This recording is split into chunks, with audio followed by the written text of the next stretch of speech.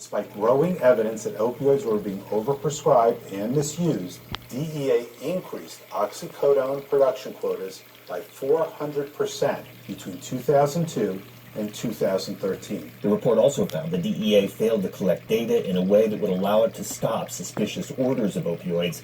Nearly 250,000 Americans have died so far from prescription opioid overdoses alone. Brian Mann, NPR News. At last check on Wall Street, the Dow Jones Industrial Average was down 314 points, now more than 1%. It's at 26,602. The NASDAQ and the S&P 500 are both down more than 1% since the open. You're listening to NPR News. The sentencing phase of Amber Guyger's murder trial begins this hour. The former Dallas police officer is facing the possibility of 99 years in prison after she was convicted today of murder in the shooting death of her neighbor, Botham Jean, last year.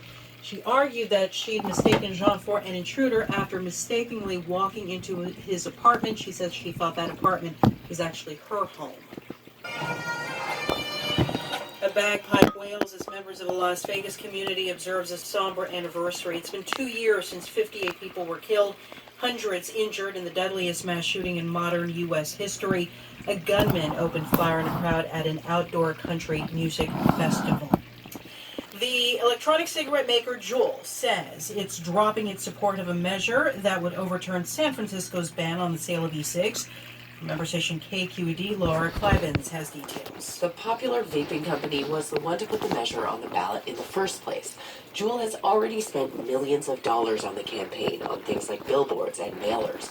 The proposition will still be on San Francisco's November ballot. In a statement issued last night, Juul's CEO said the company must strive to work with regulators, policymakers, and other stakeholders.